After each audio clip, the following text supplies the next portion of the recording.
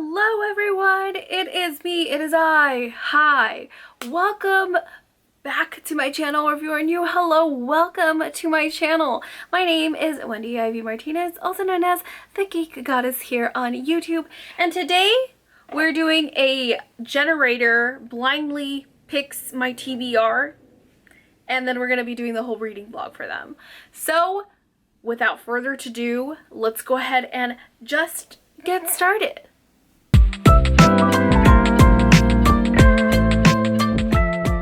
Okay, so I have my random generator wheel here, and as you can see, it's already screen recording. So we're going to spin this wheel, and then whatever number it lands on, I'm going to pick the corresponding book, if it's in here, because we are missing a few numbers here as well. Ignore that. So we are missing a few numbers here, so as long as it's here, we're going to pick 3, and those are going to be the 3 that I read. So first spin.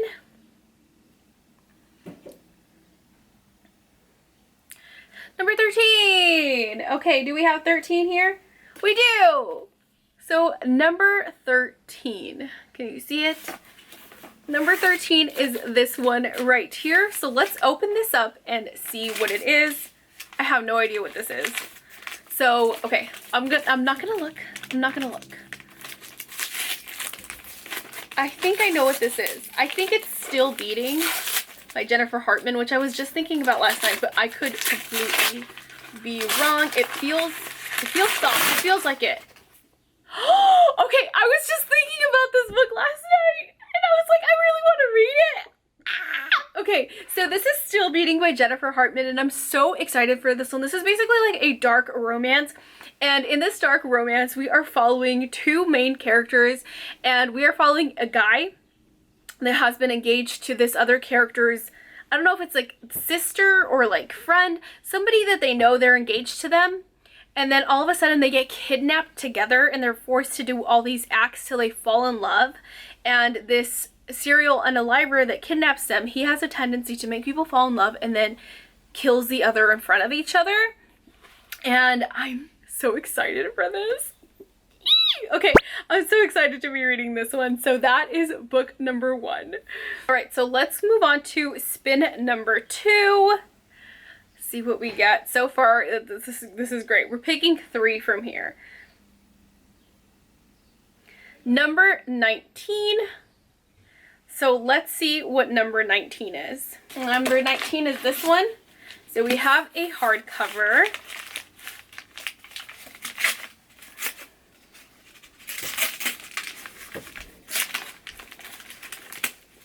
What is this?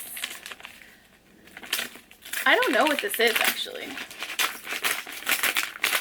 I'm hoping it's Throne of Glass, because I've been thinking about that one too, because I've been wanting to start it. No, okay. Okay, so we got Out There Screaming edited by Jordan Peele. This is an anthology of new black horror. This is a collection of short horror stories by black authors, I believe. So I'm excited to be reading this one, honestly. I'm excited. Like, I love Jordan Peele's work, okay? Nope is like one of my favorite movies of all time, and I get excited every time I go to Universal Studios and I get to see the whole Juniper's Claim. I'm excited for this. I'm excited. We've got some good picks so far. We are on a roll. We are on a roll. So that is Out There Screaming, edited by Jordan Peele. All right, so let's do our last spin and see what we get. I'm hoping we get like a higher number. We've got some lower numbers right now. So we got number 15. Can you see it there? Number 15. Number 15 is right here. So let's open this one up. Oops, let me turn off my screen record. So let's open this one up, number 13.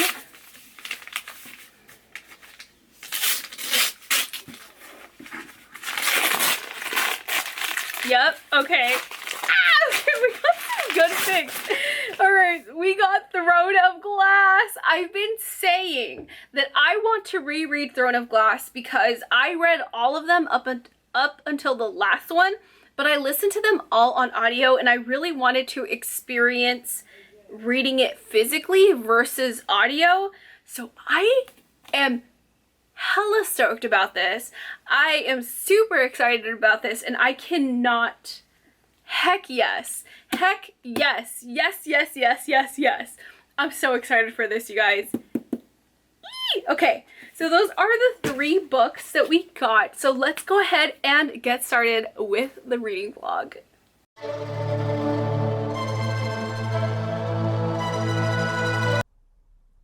Hey everyone, so I am currently driving, but I have been listening to Out There Screaming edited by Jordan Peele. I'm about like 25%, 30% through. I might not be looking at you guys because I'm in a red light now, but it just turned green. So if I look this way, just know that I'm still talking, but I have to pay attention to the road. Anyways, I'm about 30% into Out There Screaming, and I have to say, I'm a little disappointed. I'm very disappointed. I'm not gonna lie. I'm very disappointed because I know it's not written by Jordan Peele. I know he wrote the introduction and I know he edited the whole thing, but he didn't write the whole story, like all the stories. It's a collection of short stories, but there are some really amazing authors like N.K. Jemisin, Tananarive Due, that are known for their work.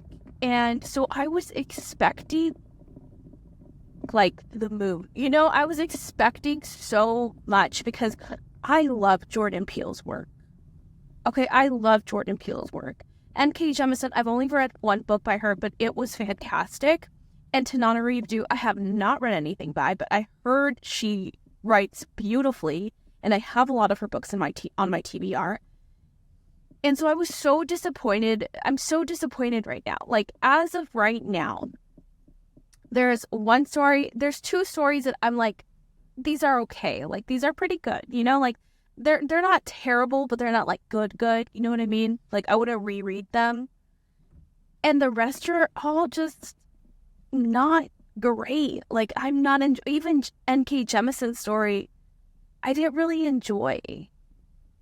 You know what I mean? Like, I know the meaning behind it, and I do enjoy the meaning, but the story itself, I'm not really liking it. And it sucks because I really wanted to like this, but so we'll see.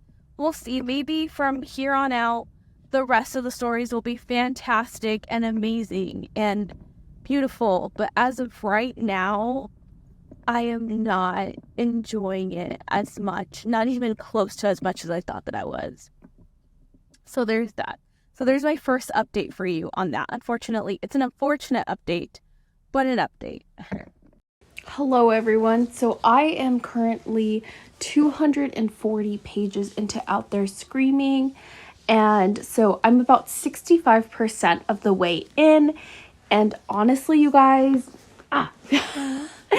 it wasn't great.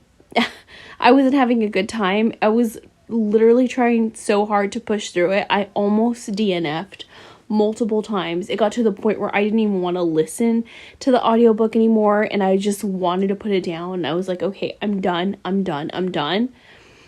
But I pushed through it, and I actually found 2 stories that were back to back that I really enjoyed. So far, there are 2 stories that I love from these authors that I don't know, but after reading their stories, it stood out to me even more than N.K. Jemisin's, even more than Tananarive Due's. So I'm definitely going to be checking these authors out. We have Dark Home by Nettie Okorafor and Flicker by L.D. Lewis. Dark Home is about this creature in Nigeria, and that one was really creepy, and it had me at the edge of my seat, and the whole time I was like, oh my gosh, please don't let anything happen to the dog. I was freaking out, and that story I was really invested in that story for sure. And Flicker is about the whole simulation, that we live in a simulation theory, and I loved that one a lot too. So those are 2 authors so far that I'm definitely stoked about checking out other work from them. So those 2 authors saved the book for me, and it's the only reason why I'm continuing on is because of those 2 stories. So hopefully I can find another one that I enjoy as much as I enjoyed those two. Hi, so I'm here with a final review for Out There Screaming edited by Jordan Peele, and to give you my final thoughts on them. So I think, I'm not sure how many updates I had. I probably only had like 1 or 2 updates on this book, but to be honest with you guys, it was so hard not to DNF this book. And you know what sucks is that I've watched other booktubers review this book, and I don't think I've met another booktuber that was blown away by these stories. And I think because a lot of us, especially me included, we're familiar with like Jordan Peele's work, and there are a lot of beloved authors in here, like I said before, like Tanana Reeve Dew, N.K. Jemisin. We expected, or I can't speak for them, but I know I expected a lot more than what I received, especially edited by Jordan Peele. I really expected so much because he is also the mind behind so many amazing films, including Nope is probably one of my favorite films of all time. Everything that he's put out, I've ate it up and just loved it because it's so dark and disturbing, yet has so much meaning behind the concept of everything that every movie he's ever put out. I loved it. I loved it. He creates masterpieces. So I was so disappointed by this. Honestly, I really was, and maybe it's my fault for having such high hopes, but I was expecting so much. I think out of every single story here, I probably only liked about 3 or 4 of them. Yeah, I want to say, okay, so there is 1, 2, 3, 4, 5, 6, 7, 8, 9, 10, 11, 12, 13, 14, 15, 16, 17, 18. There's like 19 stories in here, and I probably liked around 3 or 4 of the 19 stories. So I don't even want to give it a 3-star at this point. I think I'm gonna give it a 2, and even a 2-star I feel like is stretching it. It's really stretching it, because at this point it's like an F. If I were grading this would have been an F. So a 2-star, I feel like that's already leaning towards, that's already pushing it, okay? I'm giving it kudos points when it shouldn't have those kudos points. But just because it's Jordan Peele, and there were a couple, if only just not even a handful of stories that I enjoyed, this was not it. This was not it. It's a collection of horror stories, and each story is very different. Each story has its own, I don't know, I just feel like, I can't say that it's not I don't know. There are people that don't like short story collections, and that's why they may not like this. But for me, I don't feel like that's the case, because I feel like I have read short story collections where, yeah, there's a few that I didn't like, but overall I was very taken aback and absolutely amazed by the quality of stories. But this is not the case with this one. A lot of these stories just felt unfinished, flat, anticlimactic, and I didn't really have a great time. I think the best story in this whole book is one called Your Happy Place, and that one I will gladly talk to you about. It has to do with this like guy that's he's working in jail, or like with the incarcerated people, but he is one of the officers there, and he takes the incarcerated people that are like on death row or serving life sentences down to where this doctor is at, and this doctor basically plugs these people into like VR, virtual reality, and has them live out their days there or whatever, because he's testing this new thing that's supposed to help people gain skills for employment. And he's basically using these like incarcerated people as like his guinea pigs. And so we follow him, and he's like, this isn't right. So he goes home and like tells his wife, like, this is what's happening, we need to do something about this. And then he tries to like go in, pretend that he's still working for this like doctor guy, and trying to get information to like infiltrate the whole system. And that story was really good. I really enjoyed that story. I feel like it wrapped up nicely. I felt like that one had very like jaw-dropping moments. I loved that story. Out of all of them though, even the ones that I enjoyed, that's the only one that stands out to me. It's the only one that stands out to me. There is one more with like a dog, and I think what made the story for me is the dog, the corgi. And other than that though, like I literally have nothing else to say other than I was just disappointed. So that is my review on Out There Screaming. Unfortunately, like I just felt, again, flat, anticlimactic, boring, and it just felt unfinished. Each story, a lot of these stories felt unfinished, including the ones by beloved authors that I was having so high hopes and high expectations for.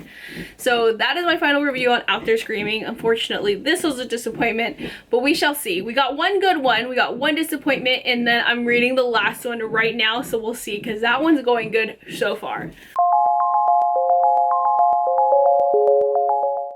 Hello you guys. So I started reading Throne of Glass, and I'm excited this time around. I'm catching things that I didn't catch the first time I read it, which was on audio. But I don't know, something, I guess this bothered me a little bit about the writing. Sarah J. Maas said something about like that she has like features. Selena has features. Her golden hair that caught the attention of most. In short, Selena Sardothien was blessed with a handful of attractive features that compensated for the majority of average ones. Basically saying that like her eyes being like blue or gray and the fact that she had blonde hair, they're more attractive features. I don't know, and I was like, that's kind of, I don't know, I didn't really like that, to be honest. I didn't like that she said that. Do you get what I mean? Like, yes, blonde hair is beautiful, but so is brown hair, and so is red hair, and do you get what I mean? Do you get what I mean? Like, I don't know. So that bothered me a little bit. Other than that, it's good. It's going well. It's going great. In my head, Selena Sardothien does not have blonde hair because of the photo of the original cover. She has like whitish hair. So in my head, Selena Sardothien has white hair, and I like that. Okay. Also, I didn't know which edition I was going to physically read because I only have the first edition hardcover and the collector's edition, and I was like, okay, which one's more valuable? And then I was like, okay, the first edition is going to be more valuable. So I just decided to read the collector's edition for this one. I don't know why I don't just have a regular copy. But here we are. Here we are. Anyways, that is my first update on Throne of Glass. All right. We are halfway through our reread of Throne of Glass. And I am so happy to like be rereading and like revisiting these characters again. I love them all. I love them all. Like going back and seeing Selena Sardothien from the very beginning is just awesome. So right now I'm at the part where Selena Sardothien has been taken out of the mines of Endovir by Kale and Dorian, which is the prince. And she is taken to the castle to basically compete in this championship against other champions for the potential to become the king's assassin. And she absolutely despises the king, but she does want to take this offer because in 3 years' time, she would be able to obtain her freedom and she would never have to go back to the salt mines again. So she decides to compete against these other champions. And the only one that has like the biggest threat towards her is like this big, strong guy, and his name's like Kane. Like literally, I think of like Kane from, if you guys remember WrestleMania, that's what I think of. Okay, that's what I think of. So that's what I think of when I think of Kane. And so she's going through all these trials and tribulations, and then champions start showing up dead like they're dead. Nobody knows how they're dying. They're just completely found, like shattered in like ribbons, okay? And nobody knows what's happening to them. And as these championship games progress, more and more champions are like falling. So that's where we're at. And yes, so I'm really having a great time. I really am. Hey guys, I'm back and we finished Throne of Glass by Sarah J. Maas. So all in all, so wrapping this all up, the final review.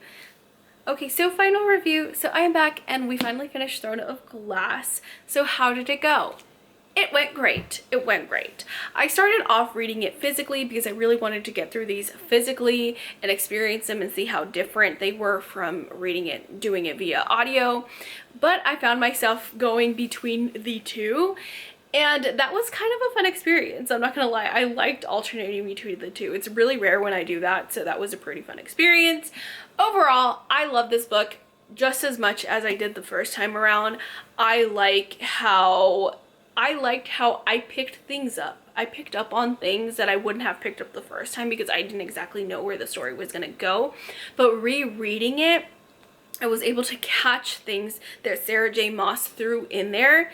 Like, she already had everything planned out, it seemed like. It seemed like she had the whole storyline planned out. She knew where it was going, and there was different things throughout this first book that happen that you're like, whoa, like that doesn't even come out, that doesn't even like take place until like the 5th book when you find out when this is. So she was literally planting these seeds in the very first book. Like this was just like so well planned out and thought out, and I loved it. I really enjoyed this one a lot. I loved revisiting this world and these characters. Celaena Sardothien has always been my favorite protagonist to like ever exist in the history of protagonists, and that still to this day has not changed. Like, I still feel that way about her. I feel there are some things that like when like reading it again, like for example the relationship between Dorian the prince and Celaena Sardothien, I wouldn't say it's a spoiler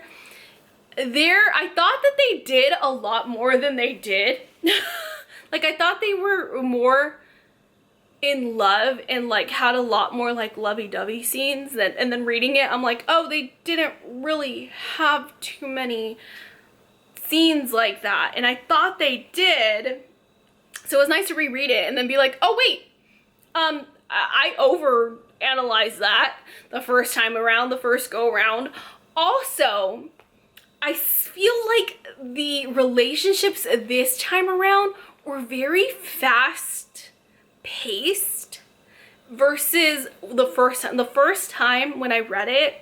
I felt like the relationships and like the love and the romances between these characters were like really well thought out, but reading it again I'm like, whoa, like how do you feel this way already? Like, dude, slow your roll, dudette, slow your roll. I don't know, like, but I do love that the pacing again was still very fast, and I just had a lot of fun. I had a lot of fun with this one, and I'm excited to continue on the series. I'm definitely going to be reading book 2 during next month, and honestly I'm just so excited for this because I really want to get to Crescent City. Okay, I read ACOTAR. I've already read this, but I didn't read the last one, so I feel like I have to reread them. And I really want to read Crescent City. Like, that's my goal, is by the end of this year, I'm going to read Crescent City. And that's going to be a whole reading vlog that I do. Let's do it.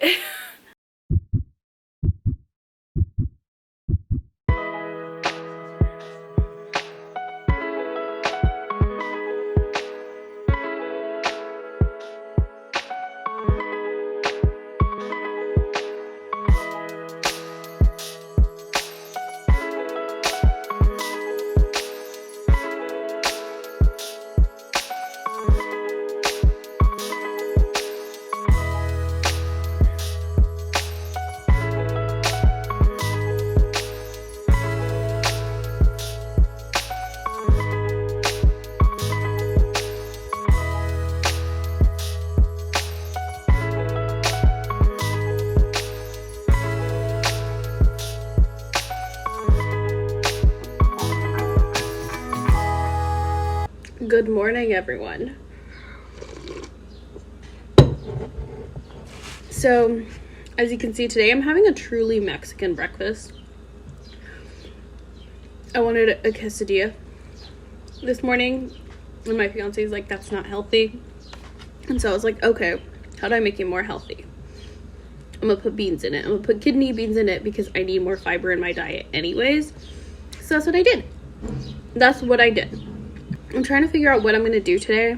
I think I'm gonna start still beating because I'm reading my nonfiction pick right now, and it's hard to put down. It's really hard to put down, but I don't know if I'm gonna have enough time to finish still beating and finish that one if I wait till I finish the nonfic pick. So I think I'm gonna start still beating now. Other than that, I've been seeing this whole a whole bunch of people trying to bring their TBR down to 0, and I want to do that so bad. I don't think it's gonna take like at least 2 years, but it's something that I definitely do want to try. And I need to stop buying books the way that I do, because I'm about to do another book haul soon. I bought like 40 books. So that doesn't help, but I do want to get my TBR down to 0. I do want to do that. We'll see if I can. I think that'd be a really cool vlog to start doing those on, but then I have to, there's just so much. I'm on vacation this week, so we get the whole week off paid. And so I'm thinking about reading as much as I can this week. Hey you guys, so I am back with my first update for Still Beating. So my first impressions on Still Beating. As you can see, I am tabbing this one because it's such a beautiful read. Okay, so in the story, we are following two characters. We are following Cora and we are following Dean. And we are following them as they enter this bar for, I think it's Cora's sister's birthday, and Dean is Cora's sister, Mandy's fiance. I hope that makes sense. So our female main character's sister's fiance and her are at the bar, and they have known each other for 15 years, I believe, and they absolutely despise each other. They're constantly always pranking each other, but it's like a fun hate relationship where it's not like, oh, like I despise this person, like I'm gonna go to jail for doing something to them. It's just like little pranks that they play on each other that you can tell they actually secretly really care about each other, but on the surface, they just prank each other and stuff. So on this fateful night, Cora doesn't want to go home with Dean because she's like, I'm not letting you take me home. But then Cora ends up getting stuck there and she has no ride home. So she ends up calling Dean at a really, really late time. When she's outside waiting for Dean, there's this creepy guy that comes over to her, and then he's like, hey. And then she's like, oh my gosh, Dean, please just get here. So Dean gets there, and then the guy looks at him and he's like, oh, is this your girl? To Cora, about Cora, and Dean's like, ew, no. And so they manage to get in the car, and then they drive off, and then pretty soon at a certain distance they see lights behind them, and they think it's a cop. So Dean pulls over, and it turns out it's this guy. This guy ends up trying to get in. He's chokes Dean, he chokes Cora, and then they both it goes black, and then they wake up in this man's basement, and are basically chained to a pole.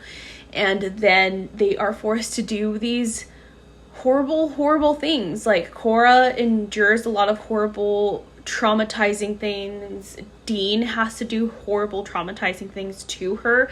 And then after that, they're never the same. So they do manage to escape. That's not really a spoiler because that happens within the first less than 100 pages in. They do end up managing to escape, and then you're kind of seeing how they're dealing with the aftermath of this trauma that they both faced. And it's crazy. It's so good. I am finding myself highlighting all kinds of beautiful quotes, and we already know why it's called Still Beating. It's so beautiful. For example, right here he says, where is it?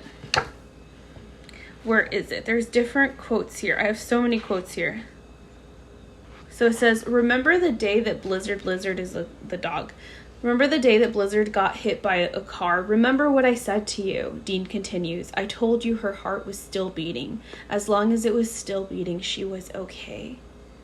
And then it says, I don't speak, but I notice his eyes soften as I stared at him, renewed hope. I don't say anything for him to know. I got up. I pull myself together. We're going to fight until our last breath. It's so beautiful. This writing is just so gut-wrenching and heartbreaking, but still so beautiful that even in the midst of the darkest times, there is a little bit of light that's there. And it's just such a beautiful read. It's very triggering. It can be very triggering, but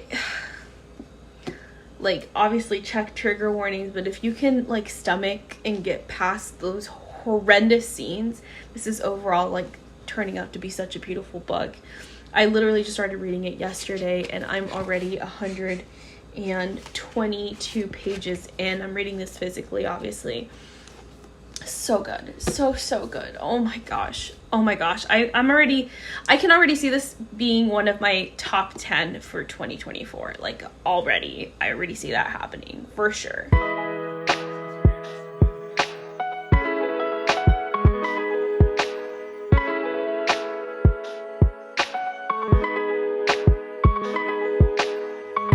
Okay, sorry. I think my camera had some sort of filter when I was recording earlier, but I am now about halfway through Still Beating. Literally, I'm like right here. So about halfway through, and